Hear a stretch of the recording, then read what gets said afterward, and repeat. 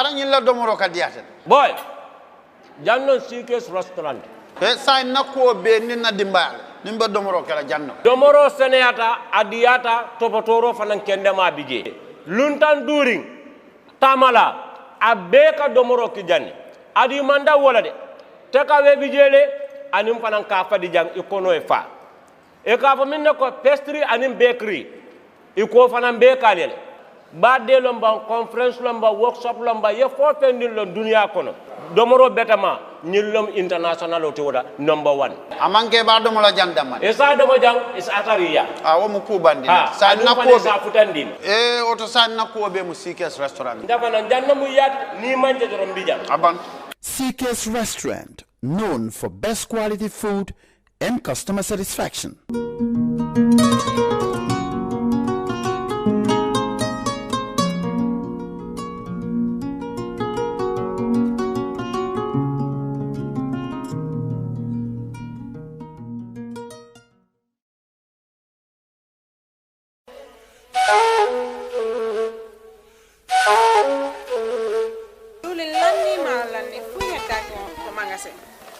diwli lanni maaro lanni fop lanni awa joni mi anda honno gerdeten e ngal ɗo sabu e ngal ɗo Ibrahima jonnal taw joni mi anda se yahay kapitiki ñawloɗen ha humpodire e makko est ce que on noon e warude waɗen no awa ane ko de Ibrahima ma ko to woni mo Amérique ko Amérique a woni kede humpitaki fiɓe musidɓe men baluwo baluwo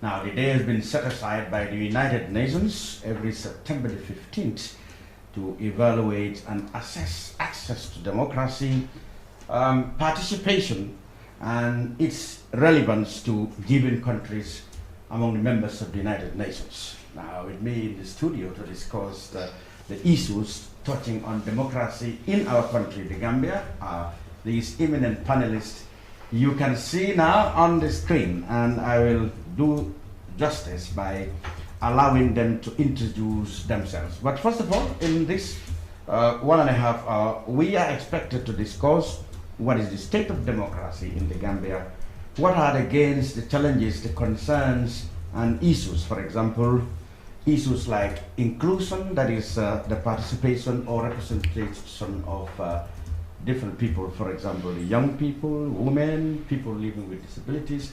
How are they included in, or how large is their participation in decision-making bodies in our body politics? We will also discuss access to public facilities, particularly for people living with disability. And what is the state of transparency and accountability also, and responsibility of our public institutions and officials. Now, all these are some of the issues, and of course the role of citizens, political parties, civil society associations, private sector, and the media in ensuring that there is inclusiveness and general participation in democracy for all these categories of people I have just described. This program is sponsored by the Westminster Foundation for Democracy, ably represented here, of course, by Madi Jabate, prominent pro-democracy activist, who is here. Mari, let me begin by you introducing yourself, and then we go around the table.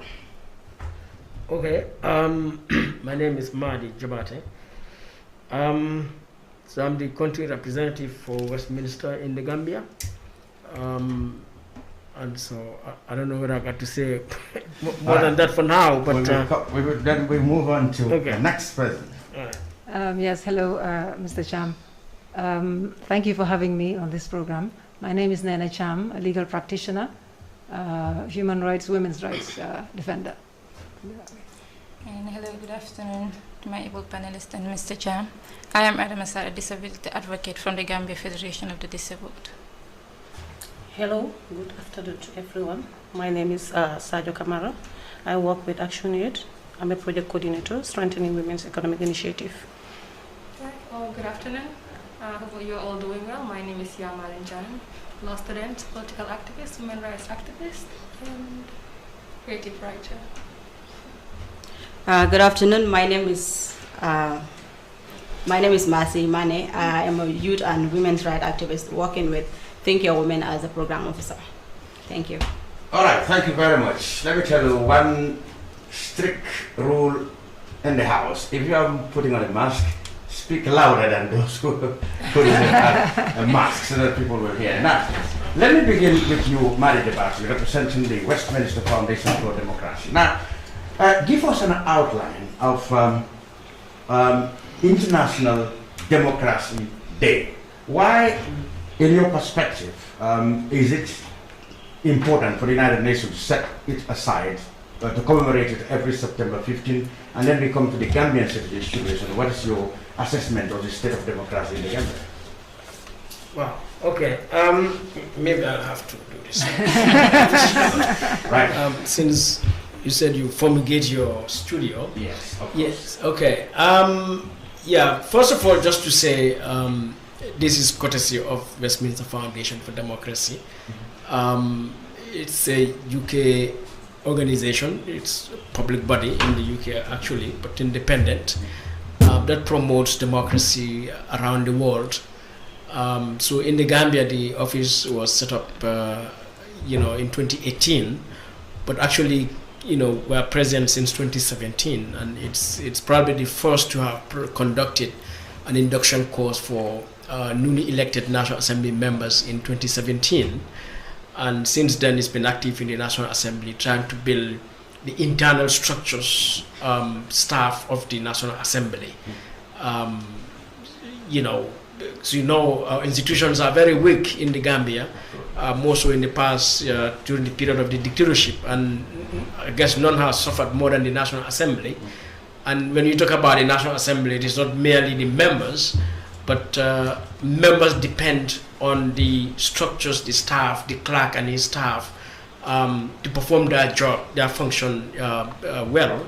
And so if the National Assembly staff are not well capacitized, they don't have the tools, the resources, they don't have the necessary institutions like units or departments for research, for communications, for budgeting, for analysis, a host of things. It will be difficult for members, to be able to do their job, because they should feed members with such information and analysis that will enable members to play their oversight and representation role and stuff like that. So that's what we've been doing inside the National Assembly. So last year is the first time we've organized a marked International Day of Democracy, which is a UN recognized day, I guess, since 1981. The whole idea is to promote democracy, to strengthen democracy. One of the British leaders themselves, Churchill, Winston Churchill, in the 40s, did say there are many political systems, and with all their problems, but one that is better than the rest is democracy. So many democracy is not perfect, but of all the political systems we have, the best among them is democracy. Because naturally, the democratic environment, citizens' rights are respected. Everybody submits to a rule of law. Nobody is above the law or below the law. So whether you are elected or appointed public officials like leaders, or you are ordinary citizens, you are not at the mercy of anyone's whims and caprices. So that, helps to secure at least everyone's life and limb, than to live in a dictatorship or a one person or one group rule and stuff like that. So, but of course, democracy would have also challenges, and it seeks to help, to solve its own challenges on its own.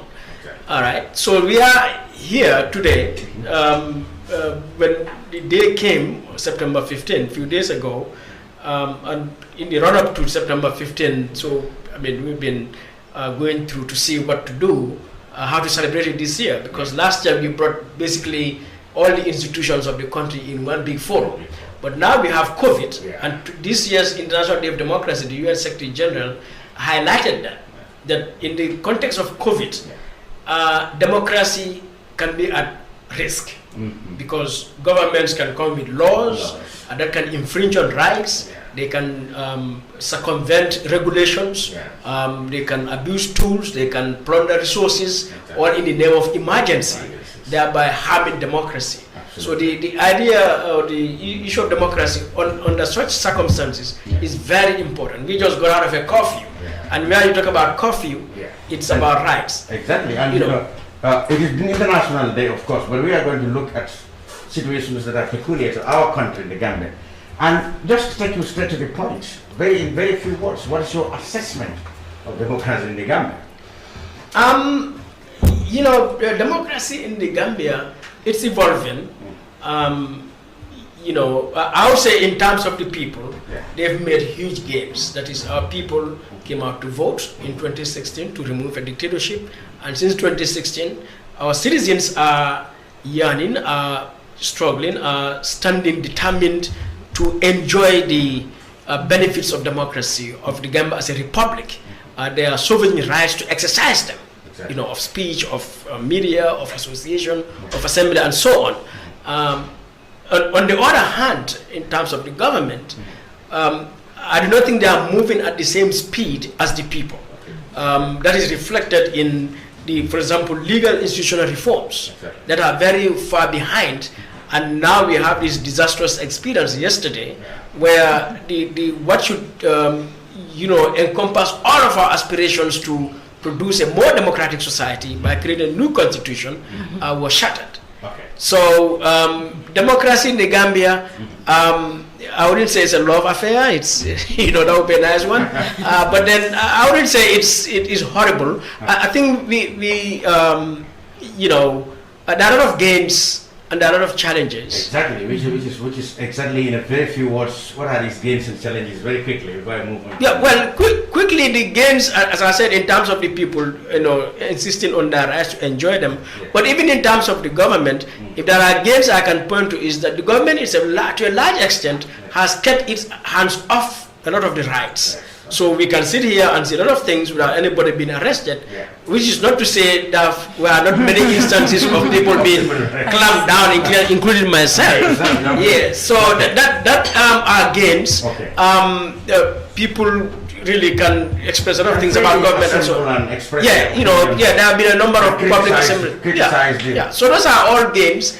But the challenge still has to do with the fact that the slow pace of legal reforms, institutional reforms, to ensure accountability and transparency. And of course, participation of people. Okay, let's move on to Nene Chan. Nene, who comes from a legal background.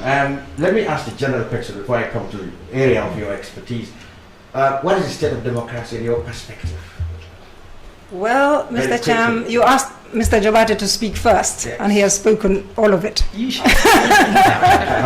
So I risk repeating myself, but nevertheless, I shall have a go. I think to a great extent, like he does, that it's not all doom and gloom, because I'm an optimist. I don't want to believe that we're down in the doldrums and things will never get better. I think we have a long way to go. The hopes, the dreams and aspirations of the Gambians in 2016 are not at the level that they were at that time. They're much lower now, because what we thought we would enjoy, we have not quite. An example is yesterday. I know many people who were depressed went home and slept depressed, really, for being denied the opportunity to have a very progressive constitution. You can't expect to have everything you like in a constitution. Nobody can. But on the whole, what happened yesterday effectively means that if you put the 1997 constitution on a balance with the draft, that the National Assembly prefers the 1997 constitution. That is horrifying for some of us who've had to. Well, not all the National Assembly. It is blocked, torpedoed the whole process. No, I don't personalize. I know. The National Assembly decision yesterday was to reject the bill, and that is what I'm going by. So but generally, as he says, there are challenges which can be overcome. But I think people are more aware of their rights now. For example, mainly deal with women affairs, welfare of women in your everyday job as a legal person.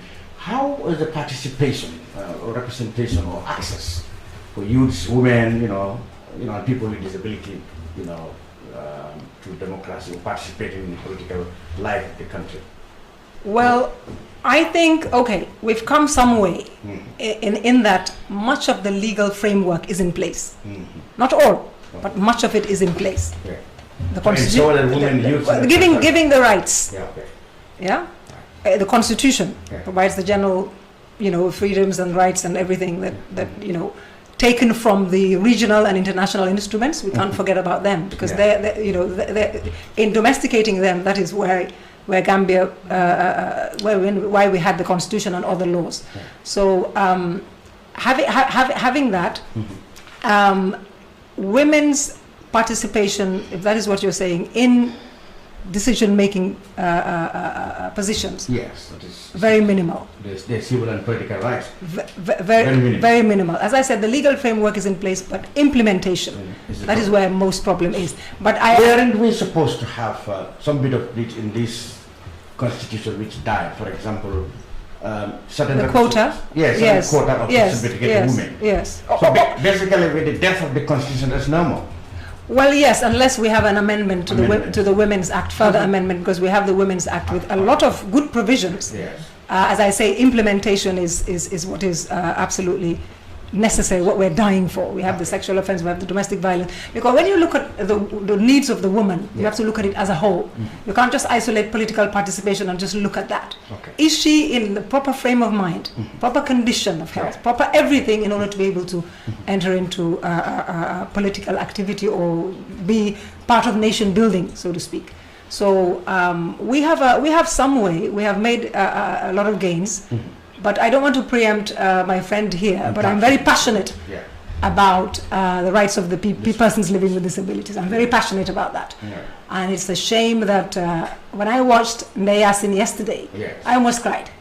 Ndeyasin being the member of parliament. Being the member of parliament, the nominated member. Yes. Because nowhere have their rights been formally recognized. Okay. Formally recognized. Right. And these are people who are part of the society. Exactly. Men, women, children, and they are us. Okay. And so any society that needs to move forward, because democracy encompasses all these things. As Maidi says, rule of law, right to justice, respect for human rights and everything.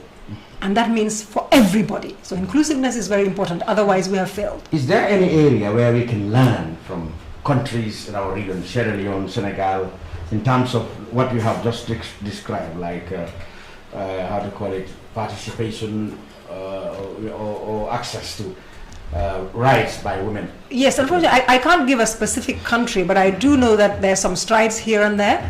In certain countries, they would have sort of like the quota system. In Senegal, I think they're a little bit ahead of us, I believe. But yes, far more ahead of us in terms of, because when you do not have the quota, you do not have the opportunities created for women to get there. It is very difficult. And you start, when you talk about politically, you start from the political parties, you start from grassroots, you start from the structures. All of them have an obligation. The Women's Act has provisions that says that all government agencies, institutions, and even private, should have a duty to ensure that women are included, to ensure women's participation and involvement, and so that women enjoy the rights given them by the laws of this. Now, accountability also is quite important in a democracy. In your perspective, what do you think are the challenges, for example, the public institutions? How effective are they in combating corruption or being accountable to the public? Well, I can say my own opinion. I don't know, because I don't know how they work. That's it, But I think they can do much better. Much better, because as a citizen, I deal with institutions. I deal with government institutions, transactions, relating to documents and things. And I'm afraid I'm not very pleased with the level of, I don't want to make, You must have met a contractor who wants you to inflate yours. Yes, and other things. And other things. But then, these are things that we need to recognize and uproot and throw away. Exactly. Really, if we are really serious about developing this nation, we have uprooted it up from the gutter. Wow. Now we need to rebuild it, and we can only do it together. Yeah. We can only do it seeing ourselves as a collective, not just as individuals and what I can get, where can I be put, what I can get for myself and my relatives and my family, but what can we do for the nation? What can we do to improve the lives of these citizens? Make sure they enjoy every single right that has been given them by the laws of this country, which is the Constitution and other laws, Women's Act and other provisions. And also, I think it is about time that the bill domesticating the covenant, the Convention on the Rights of the Persons with Disabilities is taken to Parliament. It is time. Well, thank you, Nene, for now. We'll go straight to Adam. I mean, Nene struggling not to touch your area, but let me ask you first. I mean, what is the state of democracy when it concerns persons with disabilities? At what stage, what will you think in your perspective are persons with disabilities represented, or to what level do they have access to participate in the body politics of this nation, and of course access to all the rights, equal treatment? That is very minimal in the Gambia anyway. The rights of persons with disabilities are not respected, are not upheld. Like you can, as she was trying to say, the Convention of the Rights of Persons with Disabilities is not domesticated, and if the bill is not passed, the bill is the main instrument that will help assist to halt all this discrimination and exclusion of persons with disabilities living in the Gambia. When it comes to the political perspective, representation, I can say it's so minimal, I can say zero, because you can say at least now we're improving after the 2016 election, because we can see our local councils now at least nominating councillors as persons with disabilities, though it's not much. But like we looking at the last 1998 survey that was conducted, about 300,000 persons with disabilities, and 1998 till date is 20-something years. Yes, 22. Yeah, that is too much for only selecting or nominating one person to represent 102. Looking at the National Assembly, all the seats, only a person is nominated to represent persons with disabilities. Looking at the population of persons with disabilities, which is so sad. And representation doesn't only mean like we vote. When it is time for election, you see them coming around, talking nice, promising things that are not possible. And when the time is gone, you never see them, because we need to represent ourselves. But the Gambian perspective, what do they believe? Disability means inability. But disability in another way doesn't mean inability, because we are all disabled in a different way. Exactly. Maybe our disability is shown, it's visible, but it doesn't mean we are incapable of doing something, because we need to be represented. If the mindset of the Gambian is not changed, then we'll never be represented out there. You will never see a Gambian tell you that I'll vote for a person with disability, because they believe persons with disabilities can't serve them out there. When you talk now, political parties will tell you we form disability committees within our political parties. But that isn't anything if we don't put them in the front line to go and showcase their talents, what they can do. We are humans, just like any other person. We have the right to participate. As Article 29 of the UNCRPD states, effective participation for persons with disabilities in a democratic state doesn't only mean they should vote, but be voted in for and be put into electoral positions to serve as electoral officers or staff. It's very sad when you look at the context of the Gambia when we speak about democracy. Just to update it a little bit, and particularly pertaining to yesterday's debacle in Parliament, the bill that was killed was supposed to have a lot of, empowerments to people with disabilities, isn't it? Yeah, sure, because we were... You personally disappointed that it didn't go through? Very disappointed. Like, so what level did you think, if it was passed, would have changed the condition or the state? It would have changed a lot, because our inputs were there.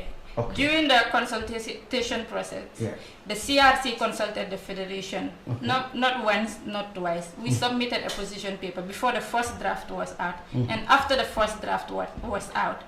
Our inputs were there. We called disabled people from different parts of the country. We assembled them.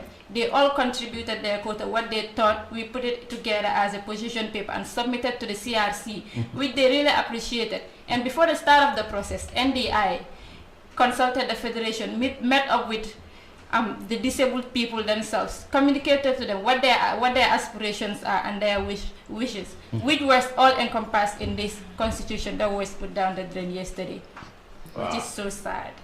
Yeah, So, what do you make of the arguments among some National Assembly members who said they can always come back with amendments to the 1997 constitution that will probably cater for some of these concerns, like such as things you're talking about?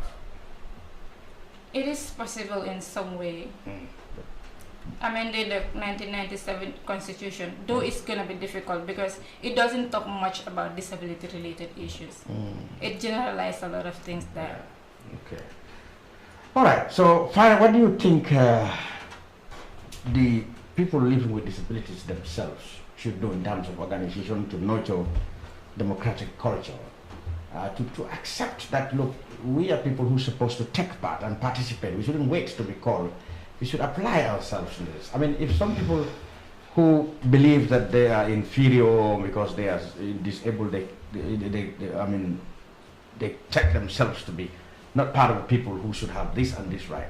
If they want to stop that concept, what should they do? For example, you are here speaking articulately and representing, the voices of the people living with disability. But maybe there are others who are probably more capable and more efficient than you, and they are not applying themselves. The first thing one should do is to believe in yourself. Have the confidence that you can do it. At first, I will take myself as an example. I didn't believe that I can do this. I didn't have the confidence. I almost opted out for coming here. But people kept on pushing me. You can do it. Today is my first day speaking out publicly anyway. I don't mind telling you are a very good public speaker. All right. Moving on, Sadio Kamara. I'll pose you a general question, of course, and then come to specific areas for you. The state of democracy in our country. And I want to ask you, for example, women's participation and representative in decision making. But let me hear from you. What is your perspective of the state of democracy in today's Gambia? Just like the others, I don't think it's very bad because now people have the autonomy to come out and speak. But if you looked at it, we are dismayed looking at what happened yesterday, turning down the new constitution. Really will be a setback for the participation of women in this country. If you looked at it, the old constitution really promote the rights of women, and if it said that men and women are equal in this country. But with the new constitution, we would have more right than before. So turning it down means a setback, a great setback for the participation of women in this country. I, for one, used to tell the women that now we are going to enjoy. If this constitution come to pass, we are really going to enjoy because we are going to have more women in decision-making positions because of the quota system that was in it, and also that women were going to stand in the regions with no oppose. Exactly. Yeah, so that was going to bring more women in decision-making positions. So really, when it comes to democracy and turning down this constitution, I don't see a way for the women. Because women are really contesting with a lot of issues. You know, when I'm talking about women empowerment, I'm not talking about Mbasi here or Nene here. I'm talking about the rural woman who is in the rural area. Exactly. You can only feel it when you go to them, when you sit with them, when you talk with them, you know what they're feeling. So really, I think we are a long way to go. And you I'm talking about social and economic rights of women. How do you think in the past? I don't want of course, the constitutional debacle yesterday really would really overshadow everything. But over the last 3 years or so, how has democracy helped in protecting the interests and rights of women? Yeah, just as Nene have said, we have some legal instrument in place and even legal structures in place. Like recently we have the Ministry of Women Affairs. I think that was a plus. We also have the National Women Council. We have the Women's Bureau, you know, the National Policy, Women Advancement Policy. We also have the Act. So we have all those things in place, which is really an improvement, but the only thing is enforcing or implementing these acts. You know, if we are told that there was a time we were at par with China, but today you look at where China is, it's because when they make laws, they implement it to the latter. At the end of the day, they review those laws, and if there are setbacks, they go back to it and work on it to ensure that they work to the end. But this is not what we are doing. We are good at making laws. Yes, we have very good laws in this country, especially laws that will empower women. But the implementation is the issue. Because if you are making laws for rural women, they need to understand what are these laws. What is in the policy for them? What is in the act for them? So we need to popularize it. And this is what is not happening. You go to the rural women, you talk to them about the act, they will tell you, I don't know. You know about it. All right, thank you for now. We move on to Yamalin Jain, a young pro-democracy activist. I want to ask you first, general one, of course, the state of democracy in the Gambia, and then I want you to focus on freedom of assembly, which is another important aspect of democracy. In the past, that was a big challenge. People were arrested and locked up, you know, for holding in courts what they said was illegal assembly. That's what the loopholes the government will always use to pounce on people who want to assemble either for political or even for social things. So how improved have we since the last elections in terms of freedom of assembly, especially with young people? Do I begin with the state of Yes, of course. democracy? Yes, what is yours? Yes, I'm just gonna say this. We haven't quite solidified our democracy yet. It is still struggling. At the beginning, it has not been as smooth as we've expected it to be. Activists have constantly had to fight back to make sure that we sustain what we have gained so far. So it has not been a smooth ride at all. And we expected better. We just have to put that out there, of course. Can you give me instances where you have really had to fight or even, you know, confront with authorities who wanted to trample on your rights? It has been, since I'm focusing on freedom of assembly, I'm going to mention that. The first episode was Occupy Westfield. I was here 3 years ago speaking on Kirfat about Occupy Westfield and how this is a big pillar in every democracy, how we should teach people about it instead of cancelling it, how it's a tool that the people can use to sustain their democracy. It was a struggle, and the struggle hadn't ended. After Occupy Westfield, we had Dafadoy. Even though that one went through, we held a protest. But the day before, we had an entire day's meeting with the Vice President and Supreme Islamic Council and some other big people in government. So it's been a constant hassle. We should cancel. No, we shouldn't cancel because it's going to send a wrong message. So it has always been a fight, was a consistent fight. And that one turned violent. In most of the time, whenever there is, just like in the previous regime, it's just been a bit better. But we can see situations reoccurring where there's attempted assembly and then the state sort of, there's a backlash and there's violence and chaos. It has always been the trend. So it has been problematic. For that reason, yes, we do have a long way to go. And at least in 2017, there was a lot of energy and hope, and there was more zeal. Now, with every hurdle, our hopes have dwindled and dwindled and dwindled until now. I mean, I also was depressed. Nene Cham was saying that. I also went to bed very depressed, and I didn't about the constitution. Didn't even have the energy to be here because it has taken a lot of work for us, constantly fighting. I mean, Madi would tell you, he knows. He's been there. I mean, we had one today, isn't it? Focusing on we did. On women, you know, the alarming rate of women dying at childbirth. There was this protest. What was the message? Well, they were saying that we deserve better, basically. That you should pay attention to this. It has been too much. We've been speaking for a long time now. This is the build-up until this point. So you have to hear us out now, but that's the problem with the problem with protests in the Gambia is you come and you hold your protest and you have your demands, but to get them to act on the demands has also been a difficulty. It's been very difficult. But yes, But generally, there's this perception. I think that is one of the difficulties when it comes to freedom of assembly. We're talking about a people who for 22 years knew nothing but fear, intimidation, and brute force. It wouldn't have been possible to even contemplate. No. So assembly has always been associated with violence and death and disappearances. So people they're inhibited. They have a deep fear for freedom of assembly. So it would take longer than 3 years really to... It could have... Well, we could have done a lot in these 3 years. When you introduce people to a new thing, I mean, everything is built on knowledge and understanding. Exactly. If you want to build a democracy, you have to build it on knowledge and understanding, through theory and also through praxis. As much as we're advocating and we're pressing to have protests, we also want to have the people educated, civic education in the context of the neo-colonial state. We want people to understand what the democracy means. This is a protest. This is what is expected of you. This is what you can do with it. This is your weapon. This is your tool. I mean, educate them. It is not something that leads to violence. I see it even now. For example, the protest that was organized today.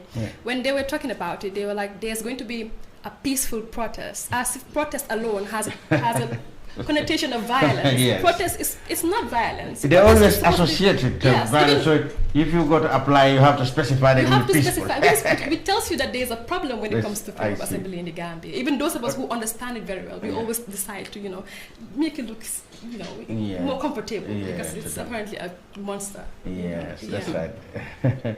Right. Let's move on now.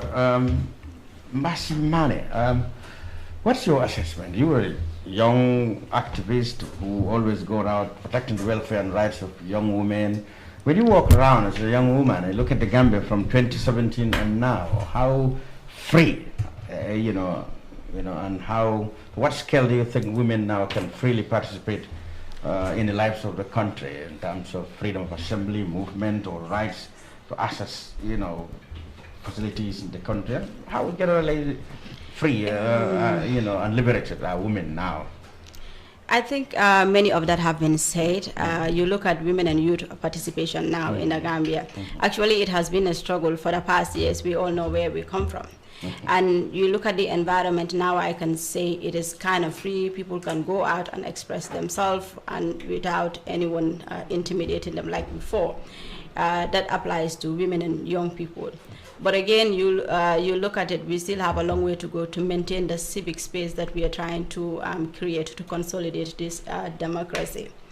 So you look at, when you talk about access, we've talked about the women political representation. It would have been very nice if the draft constitution was passed, then we would have enjoyed the Schedule 2 of the national, the draft constitution, which at least allocated 24% or 14 seats for women in the National Assembly. But unfortunately, we'll still have to go back and fight again. The same thing with youth representation. At least the draft constitution gave room for all political parties to allocate a 10% candidacy for young women to vie for to be represented in the decision making, specifically the National Assembly.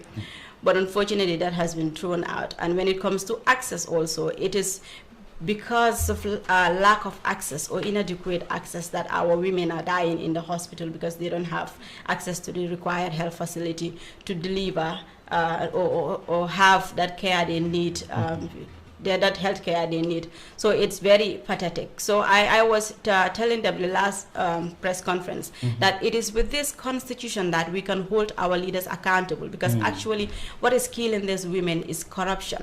Is we don't know where these monies are spent. If we know, for example, the COVID-19 money today, if we know how the money was spent, it could have been a turning point for the Gambia to start building a hospital that has a helicopter landing space where women will be taken to. If people have condition, we can have a good bilateral relationship with Senegal and neighboring country.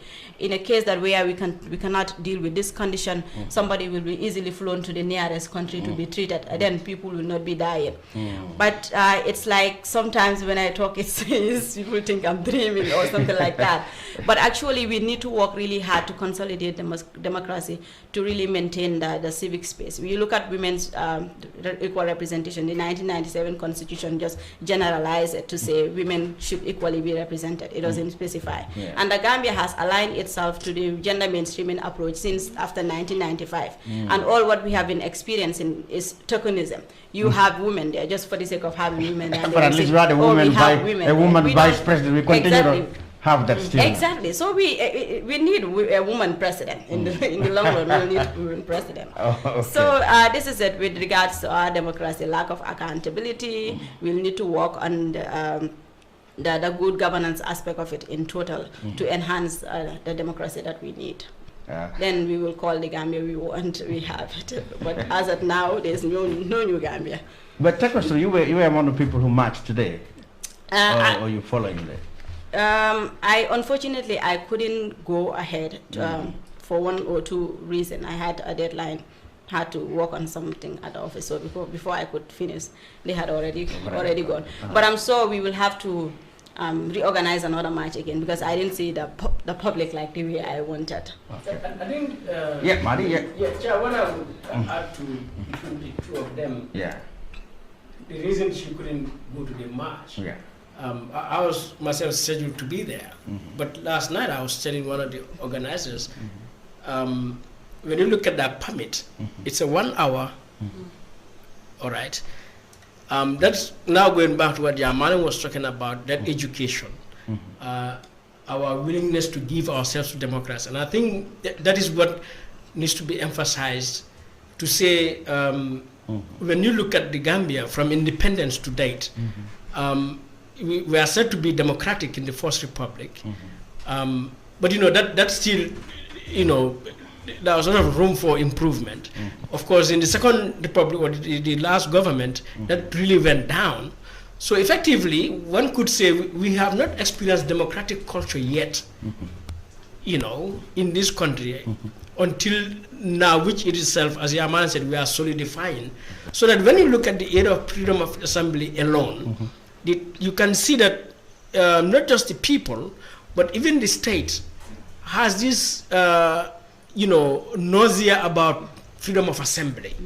So that when you request a permit, they won't give you the police would normally wait until 24 hours, 48 hours, they say you have a permit.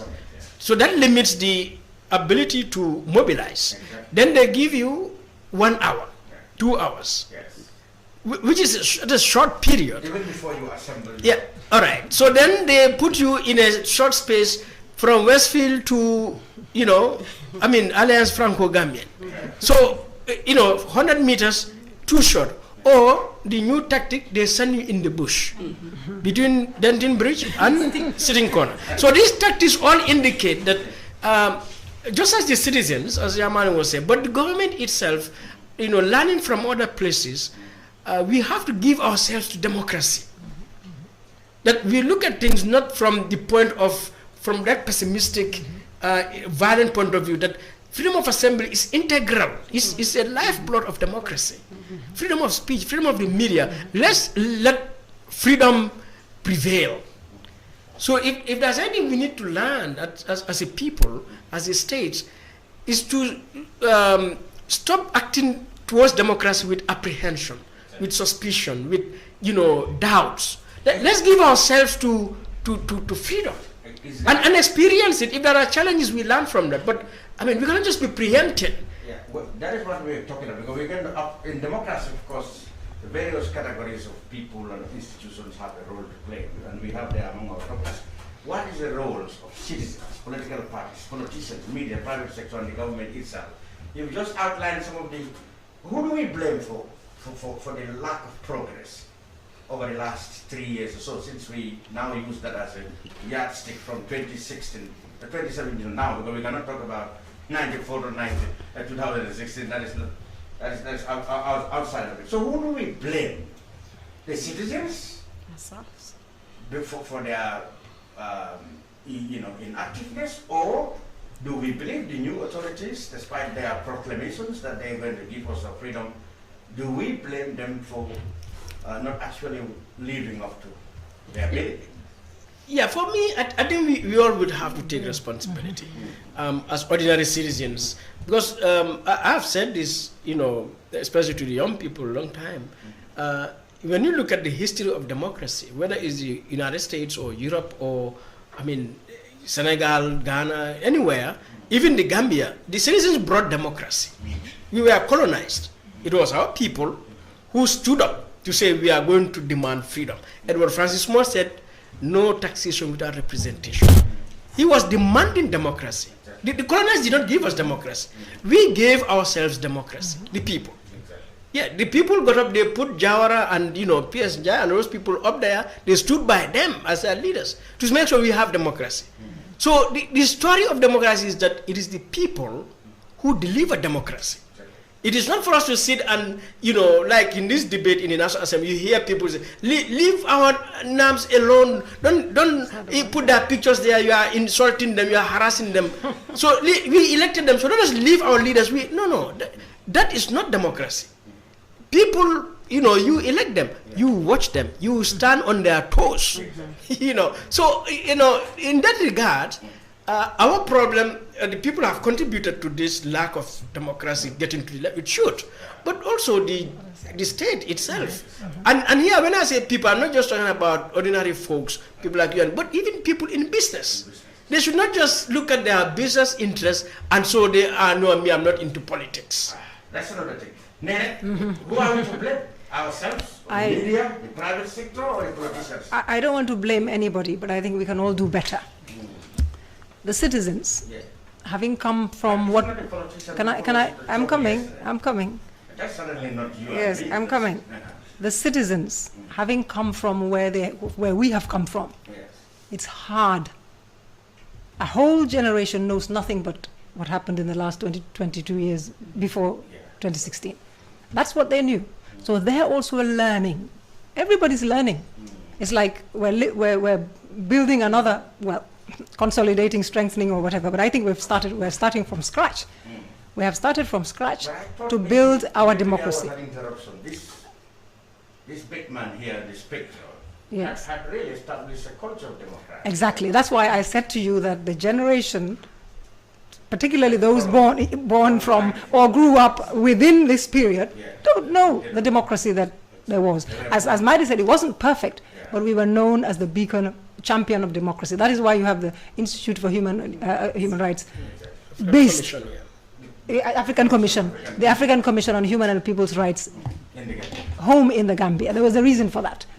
And you remember there was a time when, I think it was after the executions, when all other countries in Africa would like to host the African Commission, and it nearly escaped our hands, and luckily we still have it. But I also want to talk to government. Government also has to go through this transition, because there has been a way of doing things for the past umpteen years. There's a reluctance to change. There's a reluctance to move. There's a reluctance to see how you can do it better. You have the same agents, same everything in place, same people. Exactly. So they also, as Maidi says, they have to give in to democracy and realize that if it works perfectly, not just for the people, but for them as well. If they listen to their people, if they respect their rights, if they give them everything that they're supposed to give them, then they apply the law if anybody doesn't abide by the law. So that is very important, that our leaders themselves don't see us as enemies. We went through many years of being seen as enemies, defense lawyers, civil society as the enemy of government. Why? This is our country and our country together. Nobody has any more inch than anybody else. So it is important that we recognize our roles and our responsibilities. Government needs to be more tolerant, needs to be less pessimistic, less suspicious. And civil society and citizens need to be more responsible also. If you're given rights, they also come with responsibilities. And I think they're trying, but the fear that is coming from the state, I feel, is a little bit more than is justified in terms of giving the permits and things like that. Give the permit, let them violate it. When they violate it, you apply the law. We're in the rule of law country. It's as simple as that. There's no need to be edgy and be confrontational and see us and them. We're all in for what is best for the Gambia. And do you have a certain feeling that the government actually is really putting on close of democracy, but are not willing to really practice pure democracy. For example, lack of tolerance according to Nene, and there are things they are still clinging on to, which reminded us of the past gloomy days of the Gambian dictatorship. How are your expectations of the level of change we have achieved from 2017 to now? You blame the politicians or the Gambians or whatever for the lack of definitely progress we should have achieved? Yeah, we all have a part to play in it. Though they have a bigger role to play, but the citizens and the government have a role to play. As a government, as she rightly said, they should be tolerant, accountable to the people.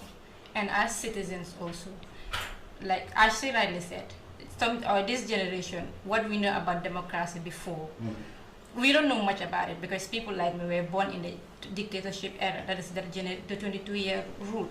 So I can say we are not accustomed to the democracy that was here before. So they should be tolerant with us, let us learn, know that we all have a part to play in it, and it's not something we can achieve in a day because democracy encompasses a lot.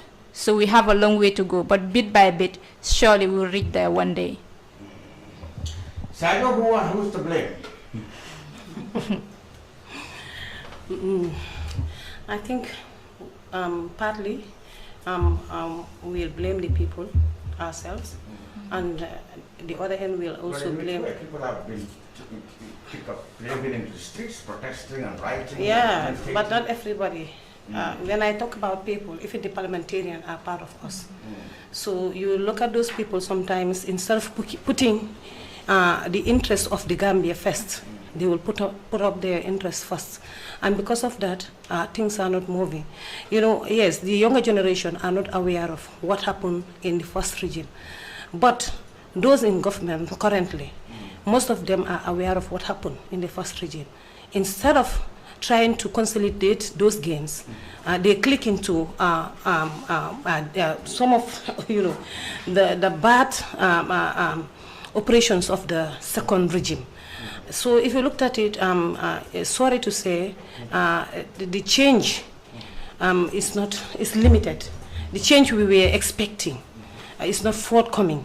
So, and the people, what we were thinking is the current government was going to work on the reforms instead of, trying to concentrate on forming political parties, concentrating more on becoming a president for many, many years. We were thinking that they were going to work on the reforms because if those things were done, that would have been helpful for everybody. You touched on that, but is it not because the people themselves are divided?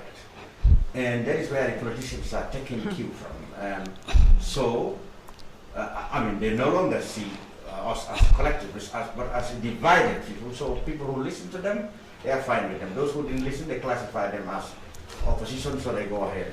Isn't it time, don't you think, that the Gambian people, when it comes to rights of the citizens, we speak with a collective voice, rather than seeing our political affiliations and advocating for political experience? Yeah, we should be talking with positivity. Many people believe it was between sympathizers of President Barrow and the opposition, mainly UDP or other considerations.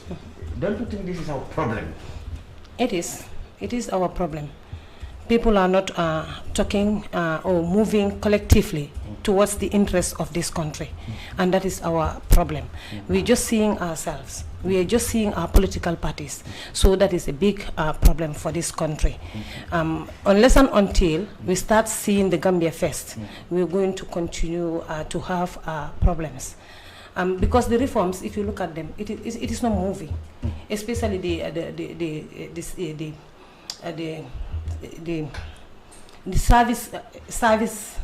security service reform. Oh, yes. It's not moving. Not much has been done. That is why the government is still clicking to this ECOMOC. Yes, but it's high time we start trusting our own people. Because they're the one we are going to be with here, and these people, as long as the Gambia is here. We have our own army and they are our own people. So we should start trusting them. I think what the government should have done is to work on the mindset of the people, because already bad governance have already deep-rooted in, affected the people. So he should have worked on the mindset of the people and, create that unity, deal with tribalism, forget about all those things, bring people together so that we can work collectively towards the development of the nation.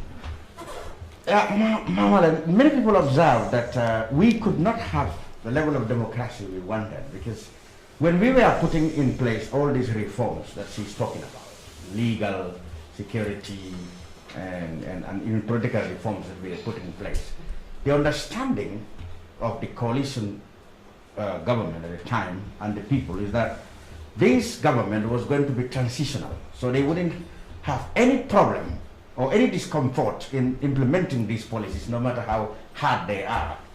But according to people, when they began to show interest of staying longer, then suddenly they found themselves swimming against the tide of the very programs they themselves put in hold. Don't you think this is a factor in the kind of delays or slow progress we are experiencing? A lot of things changed. We deviated from the path greatly. Yeah, exactly. It should have been very easy. Have your priorities right, have your blueprint, work with the people and get it done. You set the tone for the next leadership. That's what they were supposed to do. Yeah, exactly. Clear up the slate as much as possible. It might have been difficult, there would be challenges, but we wouldn't be in this mess right now if other people didn't have other plans that are different from what was initially intended. So the whole problem is because the people found them but their own interests, other interests, so they couldn't do what they've been tasked to do. No, they haven't been done. I mean, from the very beginning, you could see that these people did not have the vision that was required to set the tone for change. You could see it from the very beginning. Leadership, one visionary, charismatic leader can change a people's mindset so drastically. We have seen examples of it across Africa, across the world. Leadership is not to be underestimated. We say, okay, the people have a responsibility. The leader guides the people towards the vision.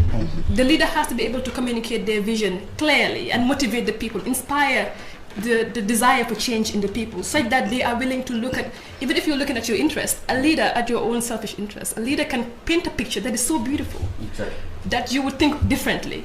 You would want to be a part of that future, a part of that change, a part of that new beginning. And that is what we have failed to do from the very beginning. The Gambian people were very ready initially. We were imagining things. The air smelled fresher. You would go out and hope, right? But there were too many hurdles, and those could have been avoided if only a few people stuck to the plan. If only we were able to look beyond our immediate selfish needs and interests. We could have done this. Gambia is small. We could have done this. The people, Gambians listen. I mean, Gambians listen. They actually very, what is the word that I would use to describe them? They can be swayed. They're very, I'm trying to find this word. I cannot find this word. Impressionable. They're very impressionable. One person would sit here and make a speech and everybody would be like, whoa, this is the person. You know, so you could have just dance to their tune a little bit, be smart about it. Be clear, be accountable, be transparent. Yeah, obedient people. When we celebrate, when we celebrate the next International Democracy in September 2020, we would have been very close to the elections. What would we expect this time next year as far as issues of democracy is concerned in the Gambia? Wouldn't we have been dealing with this problem about how do women and youth to participate in politics?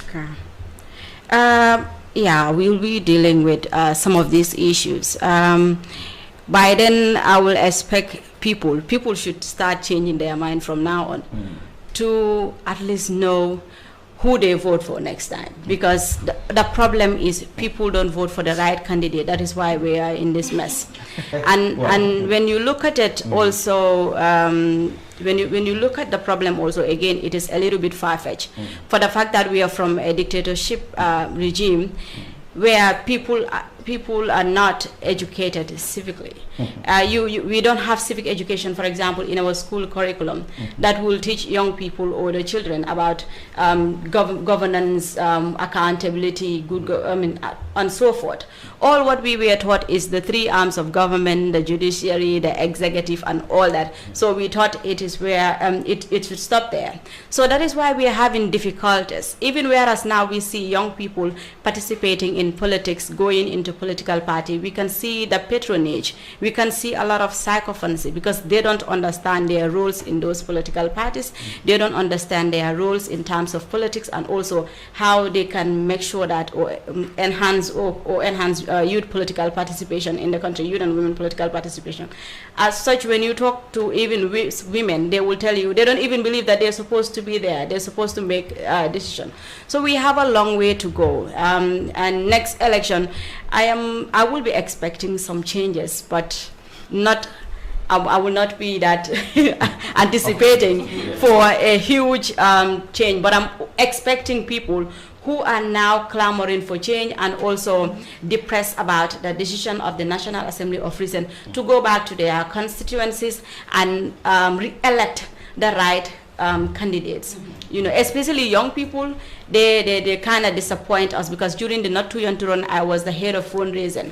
So we led that movement to ensure that some young people come on board and, be represented in the National Assembly. But we saw those very young people voting no against a constitution that promotes your right. At some point, some of them are even saying, oh, this draft constitution really empowered the National Assembly. We don't need to have a dictator National Assembly, you know? So you can see the level of ignorance. I always say at some point, I'm like, ignorance is even far dangerous than this COVID-19 that we are crying, because it is what is putting us around this mess. The current, the other time I went to the Ministry of Basic and Secondary Education, they said they're trying to incorporate civic education in the school curriculum, which I think it's good. I don't know how it is going to be. But notwithstanding, we are going to do our homework. We'll go back to the communities and sensitize them and tell them, because I am 100% sure that the National Assembly members who said no did not do it in favor of their communities. We also the CSO engaged the communities just like the CRC did. We went to all the communities, we gather young people, we gather women, we asked them, and the things they said are the things that we see in the we saw in the Constitution, you know. So no one can fool anybody to come and stand in the National Assembly to say that I have consulted my constituency and this is what they said. It is just they were deliberately, giving us false information. You know, I don't want to use the word lying, but it's just a bit disappointment. You did say earlier it is going to dominate our discussion. I don't want to, but again, we need a massive civic education for people to vote in for the right candidate so that we can get where we want to. Can I just add to that? Yes. Not only that is very important, but we need people, competent people to come forward. Exactly. We are nowhere. Exactly. If people who are competent enough to lead, to vie for political office, you know, still shy away, like what happened in the past 20 in that 22 years. Yeah, but we're not but Mr. Chair, don't have much choice. I know, but now the space is open and it's okay. Exactly. It's okay to enter. Yes. And here I would want to call on the women. Nobody can do it for us. Nobody knows our problems better than us. Yeah. Nobody knows our challenges better than us. We need to be represented. We are half of humanity, for heaven's sake. So I want to encourage because not everybody can be a politician. When you talk, they say, okay, why can't you go? It's not about that. It's about somebody who has the passion to do whatever you want to do, in whatever capacity. I'm doing my bit in my capacity, in my job. Somebody else can do theirs. But for political office, I think she earlier talked about the tokenism. That's fine. We had many ministers, women ministers they were appointed, and they could be fired at any time. We're talking about elected office.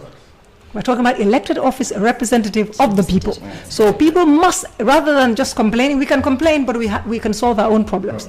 Let us come out. If nothing comes out of yesterday, should be what she has said, the desire, you know, the passion to actually be there and make a difference. Because if you're not in there, you can't make any difference. Now, is it correct to say, Mary, not much anyway, the quality of people who made themselves available for elections, who got elected. The quality also determines the level of, or the quality of democracy we can have. Because if you are people who doesn't have capacity or doesn't understand issues, how can they contribute to enhancing democracy?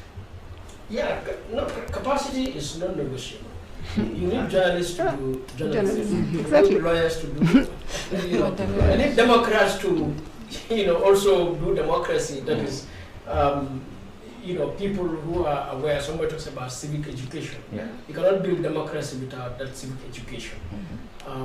Because as a citizen, it's your rights and duties. You got to know it. You got to have the ability to defend your rights, to demand services. But also the duty to serve, that what is service, what is public service. Why do you sit there as a National Assembly member, as even a minister or as a president? What is service really? So we need civic education, but certainly we need competent people, as he said. In anywhere we build democracy. If you read this history of democracy in all countries around the world, I'm not a big fan of the United States, for example, but I mean, that is the government. But if you read this history of the U.S. government from George Washington, you look at their ideas, these are folks that are going to build democracy, at least for themselves, and that is it.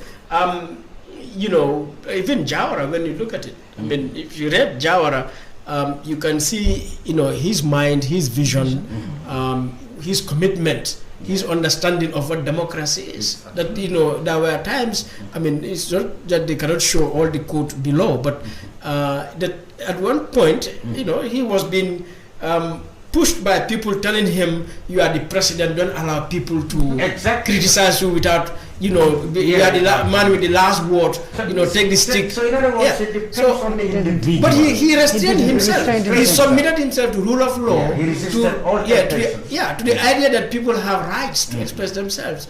So that was when they lost the first referendum. So you see, so we need really competent people for democracy to flourish in the Gambia. And that competence is not just technical competence, that is people who are trained, well-trained lawyers or doctors or engineers, but we also need values, people who have values, that I believe in honesty, I uphold honesty, I uphold selfless service to my people, yes, I uphold respect for freedom of expression, that I should allow even if I don't agree with you, to criticize me. For whom integrity means a lot. To have integrity. My words and my actions in private, in public, they match. So we need that. Because if you have individuals who do that, have those kinds of values, even if they don't know, they would go to seek those who know, and they'll be able to separate the right and wrong, and serve us to the best of their intentions, so that even if they make mistakes, it is mistake that is genuine. Yeah. So building our democracy, we need that, and that is not going to come from just education, because women face this problem because women are less educated. So there's capacity problem, but there are a lot of women who have values, who would want to go there and serve. But I don't think political parties also have a role in this, because they are the ones who model, mobilized people who have aspirations. Like, the criticism against some of these National Assembly members is that really a lot of them are either semi-literate, or basically they don't have any understanding of politics. There's political parties who brought them to us in the polls, who voted along political lines, and not necessarily whether the candidates were fully assessed to know their competence. I know the question is to him, but I just want to come in. Yes. I think it will be unfair to castigate the National Assembly members who are there right now. No.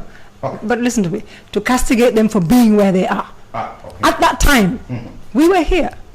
You were hard pressed to find anybody who would put themselves up for elections. I'm talking about to actually get them in there. Everybody was free to come. Yes, but not many people were people were still testing the waters. Yes, at that very immediate. Everybody was passionate to come. Trust me, Mr. Cham. No, they had to feel comfortable. That came over time. So they put themselves there. No, but political I parties don't want to say no fascism, but that particular that is what it was. So you can't blame them for that. You can't castigate them for that. In fact, I commend them for at least, you know. But once you are in there, as Madi says, it's not all about what degrees you have, or whatever you have. Political education. Your values, your commitment, your vision, your love for your country first, before your own. That would see anybody through. We've seen democracies in Senegal, they speak Wolof in the National Assembly. Yes, of course. And they make submissions in Swahili in East Africa that are more, you know. At least the draft talked about that national languages in there. Yeah, but back to this issue of political parties. Yes. You know, I agree. And you know, one thing in our conversations in the Gambia, like national conversation, talking about democracy, we don't talk about political parties. We seem as if they are external or they are at the periphery. But I tell folks, political parties in a democratic republic, they run the country. Absolutely. Because the president comes from a political party, National Assembly members come from a political party, mayors, councillors, and these are the people in charge of our institutions of governance and development. Exactly. So effectively, political parties run the country. You know, so that we need for democracy to work. Political parties themselves have to be democratic. Yes. In the setup, in their structure, in their leadership, in their management. You know, in their vision.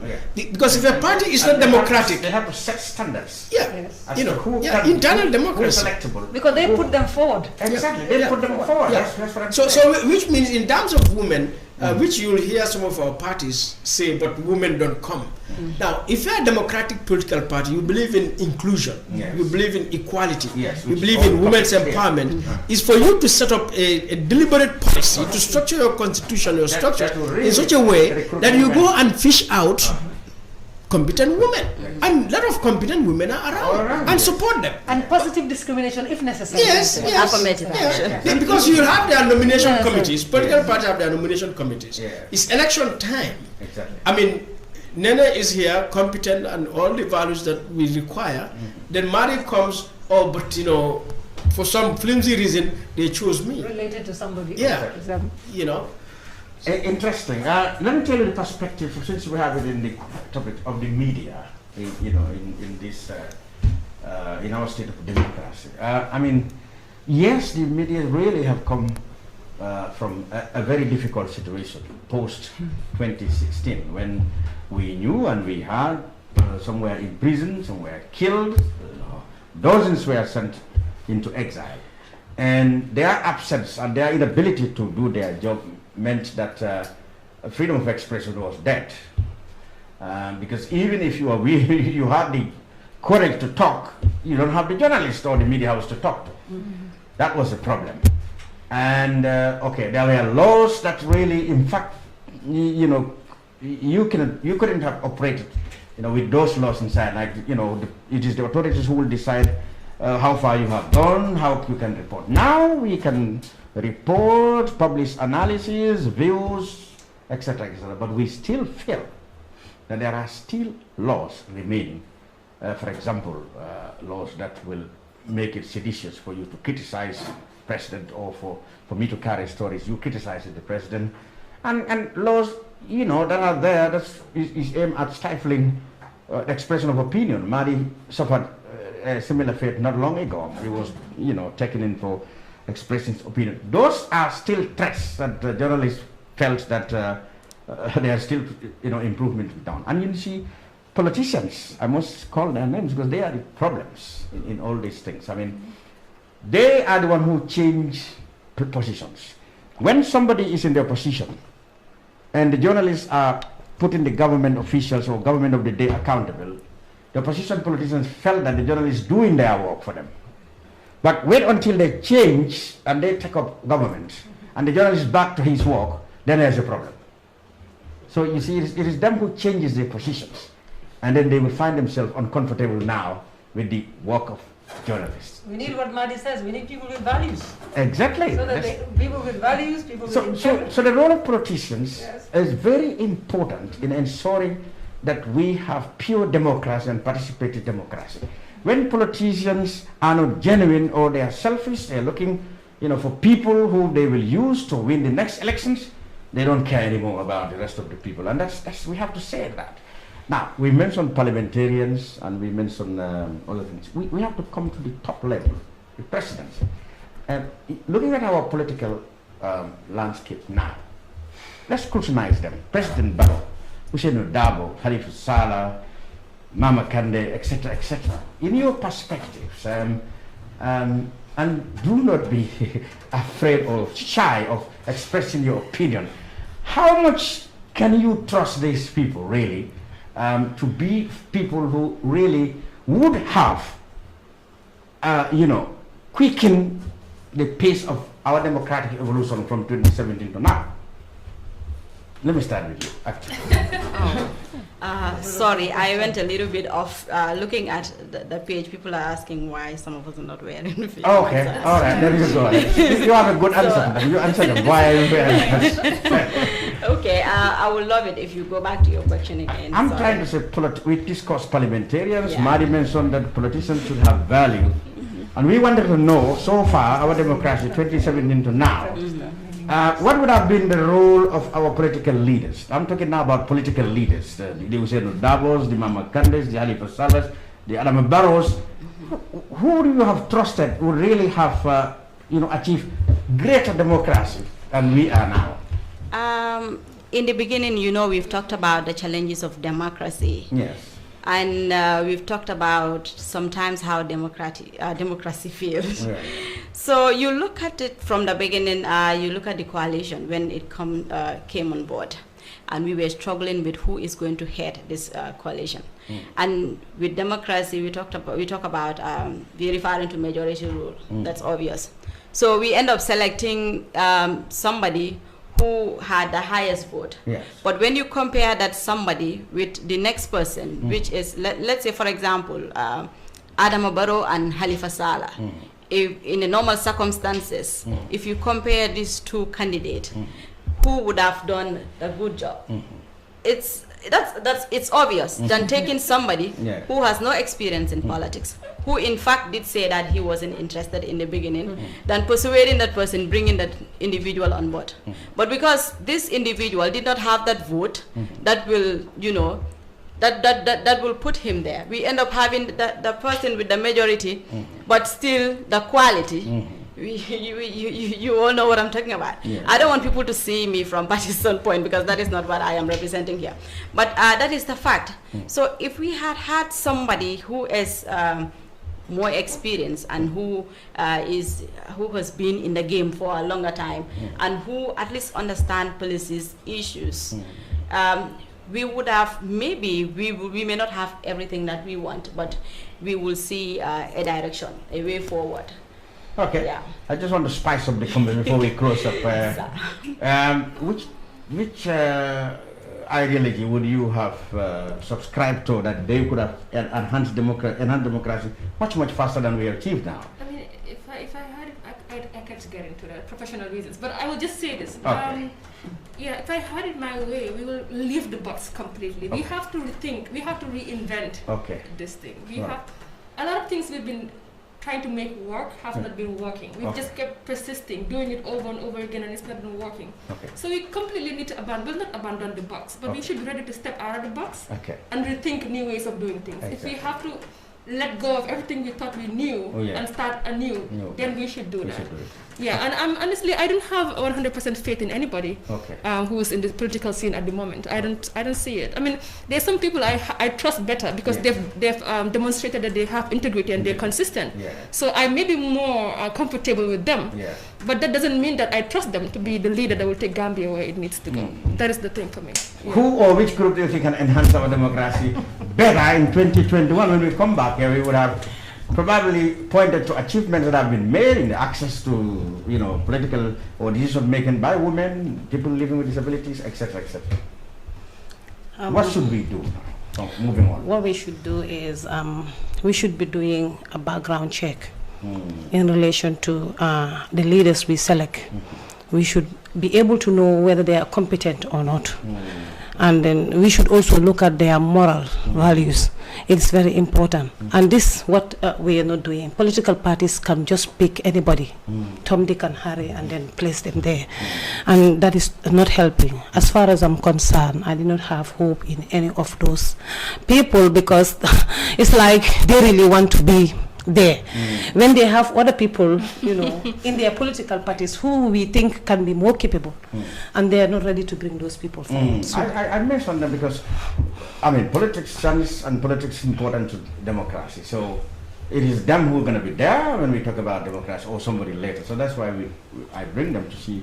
Yeah, I'm just thinking that they will try to think, just as he said, to go on the unusual, like rather than doing the same thing over and over. Again. But they really need to think. They have young people among them, among the other political parties, who we think are doing very well, and they should start thinking about those people.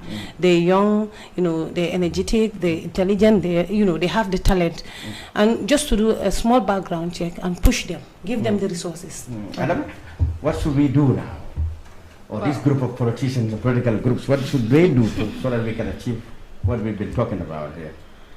Well, like, firstly, I will talk about electorates. We should vote not based on party lines or tribal lines, but based on competency. Doing a background check is very important. Like, political parties also have the mandate, because they're the ones responsible there, to choose their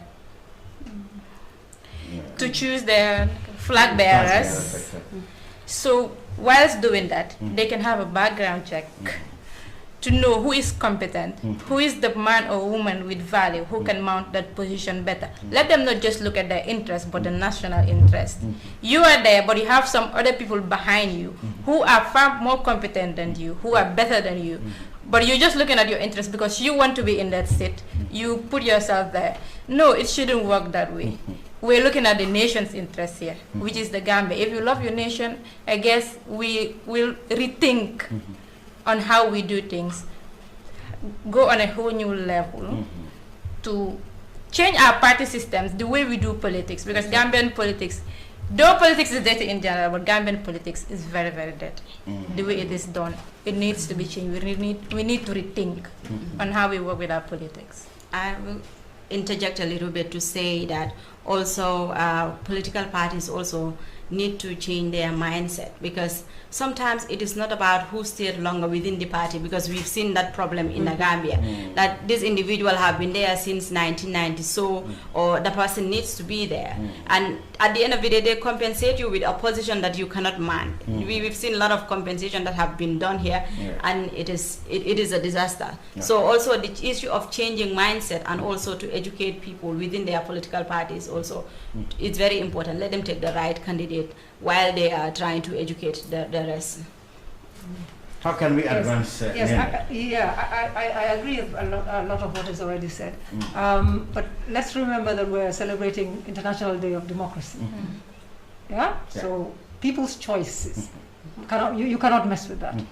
And I think political parties, all of them, must remember that they want to be trusted by us. They must remember that that trust is not given to be abused. I'm talking about all of them. I don't want to personalize. Exactly. Each and every single one of them must realize the responsibility when they stand before us and say, vote for me. They will go there and represent our interest and our interest alone. But as I said, we must remember that we're living in a democracy. It's normally done through the political parties. I would encourage anybody that feels that you are competent, you are efficient, you have the vision for the country, you are electable, to come forward, go into the political parties, because they should have their structures there, so that anyone who passes through there has the backing of the majority of that party. Yes, to be a flag bearer. And then you have to come and face the nation. And Gambians, I think now, will be looking for more in their leaders. They'll be looking for vision. commitment, because I don't want to use the last election, because that was to get to as I said, you know, that was to sort out a problem.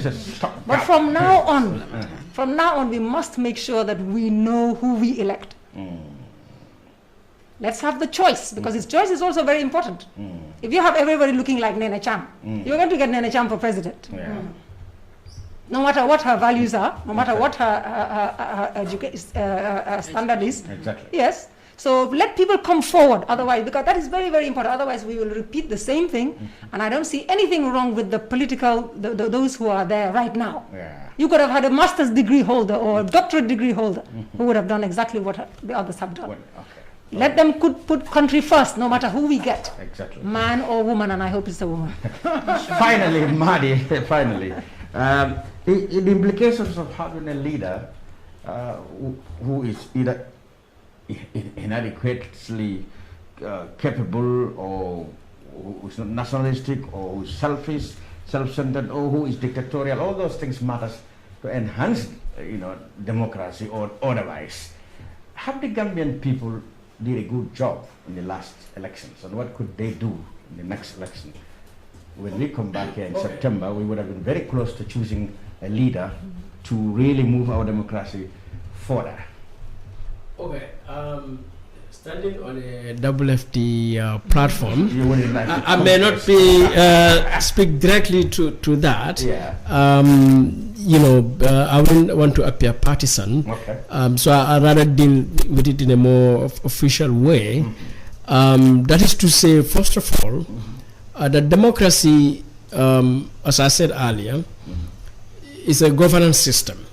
And of all the governance systems, the best among them so far is democracy. But democracy itself has its own shortcomings. I think we've seen that, you know, in the referendum debate or the constitution debate yesterday, but since 2016 to date, we've seen some of the challenges, but not even Gambia, but those that have been playing with democracy for decades and centuries, you can see that there. I mean, look at the United States right now. You know what is happening there. So we need to recognize that. And especially when we live in a republic where sovereignty resides in all the people, we are all equal in rights and sovereignty. We need to recognize that democracy, therefore, is about choice, that she mentioned. Leaders come because people have a choice to choose. That leadership, government is based on the opinion of the people. So for the people themselves in a democracy, in order to build this, nurture this democracy as a culture, as a way of life, we have to submit ourselves to divergent and dissenting opinion. You know, there's a sort of insult, for example, in the Gambia, like if you go to social media, people, you express yourself, somebody cannot just take it and then transform that into, you know, a missile against you. So, because our ability, she talked about tolerance very early in the debate or discussion. So that tolerance, we have to nurture it. That, you know, people can have divergent dissenting opinion.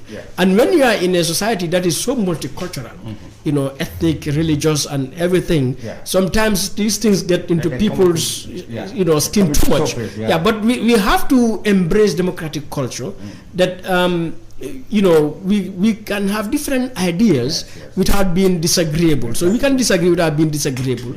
But also, in terms of leadership, either at the political party level or at the national level, at the local level, if you could learn from democracies that are more established, value system is very strong there. If you go to the UK Parliament or the British Parliament, I mean the US Congress, you go to the White House, you'll have ethics officers. Well, ethics plans. Without cutting you, okay, I know we know the democratic credentials of Sadaudi Jawara, Venice Bhutto. America, you can't talk about dictatorship. Is every corner democratic, but because the system Mr. Obama stood out as opposed to the current president because of his moral values, I guess. Right. So that is very important, because otherwise you are dealing with life and death issues. you are taking decisions that affect people's lives. Exactly. Right now, you're talking about Gambian women dying in giving birth to a Gambian in the Gambia. Why is that happening? And when you critically analyze that, you may realize the issue is not because hospitals don't have this or that, that it may not be about knowledge, information.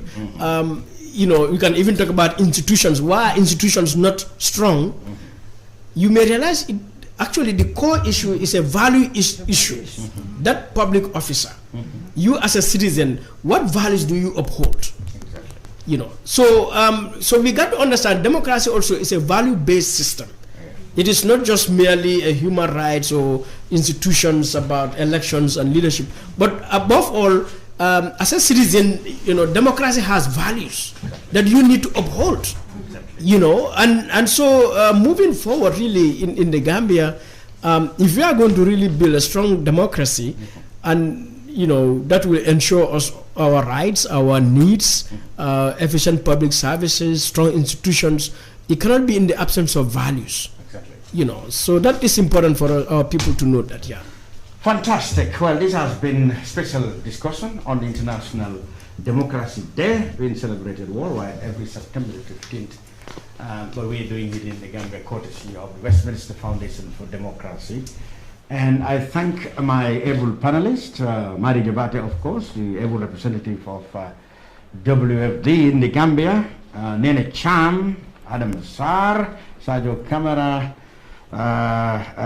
Basi Mane, and Yamalen Jan for your very valid contributions towards the enhancement of democracy. I hope when we come back here in September 2021, we will have among the candidates for the presidency a woman candidate. Inshallah. Thank you very much, all of you. This has been a special panel on Care Part. I'm Lamin Cham. Until we meet again, thank you. Goodbye.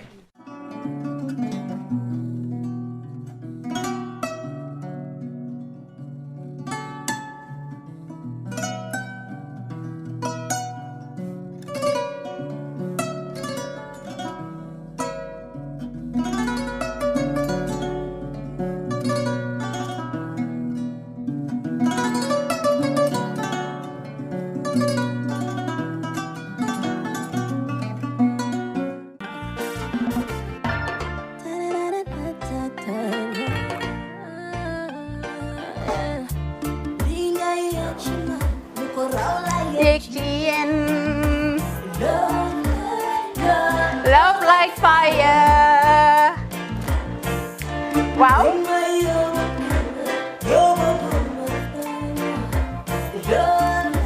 Love like fire. Xam ngeen rek affaire bi xam ngeen fan la? Skincare la. 2020 lañ wax de. Waaw. Fii nag mooy kër fan kër zero tache. Perfect skin.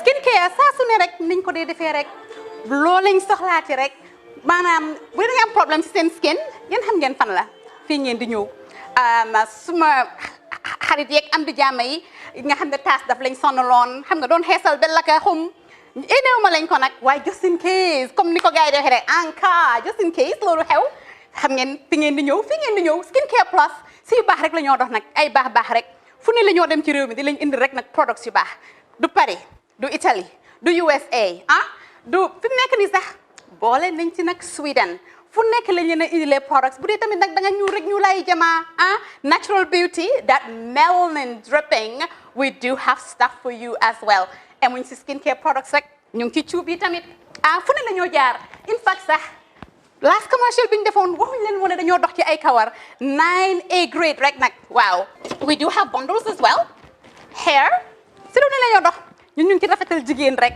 luy taaral jigéen rek waaw boo leen di tukki tamit bëggoon rek classic suitcase ñu dañoo dox ci ay Samsonite duñ dee indi any brand of suitcases though other than Samsonite comme li ma dee wax rek boo eggee airport dëri Samsonite dafa am nuñ laa xoolee waaw ngeen ne lan nag waaw skin ci moom la ñu gën a xamee nag skincare products ci moom la ñu gën a xamee ñu ngi dox tamit bentee tamit si ay dàlla man waaye man nag skincare mooy suma specialty xam nga rek jigéen bu sa xar kanam réglé loo def mu jag am nañ Patricia Reiner Kiwi Eye the whole range Lighten Up Gold Tomatine. I mean, the list can just go on and on and on and on. Lépp loo xam ne rek luy taaral jigéen la ci yooyu rek la ñoo dox. Skincare plus nag emuñ si Gambia rek ñu nga United States ñu ngi Gambia fii ba pare bu dee yaa ngi anywhere in Europe mun nañ la ko mail within 3 days rek ñetti fan rek nga jot say diw emuñ si loolu rek dañ laa consult tamit balaa ñu laa jaay diw dinañ def a free consultation pour wax la rek exactly li nga xam ne moo méngoo ak sa kanam dinañ leen wax tamit ne rek am nañ perfumes, you know, fragrances, men's shirts, accessories. We do dresses as well. We do blouses. I mean, we do shoes. Name it, we do them. Skincare Plus 2020 is our year of perfection. Zero task. Fi mu nekk nii réew mi fii kenn waratu fi task. Kenn waratu fi am problème kanam. Kenn waratu fi am problème picture. Boo ko amee dafa fekk ne rek ñëwuloo ci place bi fii. Love, love, love like fire. Bring my yobo good my fire. Love, love, love, love like fire. Stewart & Co. Solicitors, a legal excellence firm in London that can help you with all aspects of your legal work. If you are looking at immigrating to the United Kingdom, Stewart & Co. can help you to set up business, buy houses in the UK, and will deal with all your legal works from start to finish. For all your general immigration work, we can help you with that as well. If you apply for any form of visa, whether student visas, settlement visas, marriage visas, or a child wanting to come to the United Kingdom to settle with the family, we can help you to achieve your goals. Stewart & Co. Solicitors, a legal excellence firm specializing in conveyancing, immigration, litigation, family law, personal injury, licensing, no win, no fee. Contact us today at www.sk-solicitors.com.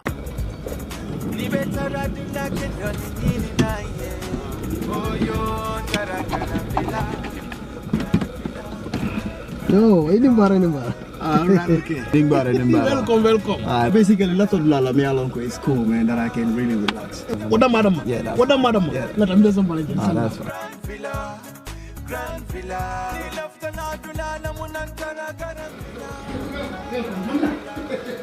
Grand Villa. That's fine. Slowly. Yes. No. Yeah, actually, a lot of people are basically me alone because they relax. So it's okay to get out and I'm used to it. It's very relaxing. Nina Fani say what? Nidia, Nena Grand Villa is the best guest house in the Gambia. Beji andika Grand Villa Guest House. Na labungul bebe senyaring adum na bungul bebe nyarandiring coming ibela fila ila suwe taranyame. Ntel Grand Villa na kiliano la lafino wale mukanwatin telkam. Na ye sabati Grand Villa yela kodo na fa kalamuta.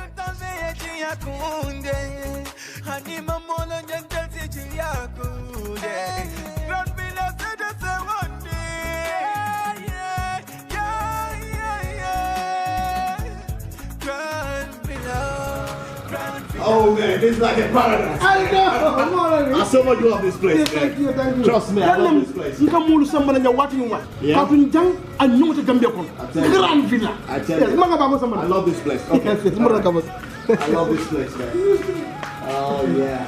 Ni lefta na kuo keso sotola. Futama Oljuntum Paradise Estate. Mbaya kumandiroke 7527-218. Wale futana website auto www.grandvillaguesthouse.com. Grand Villa Guest House.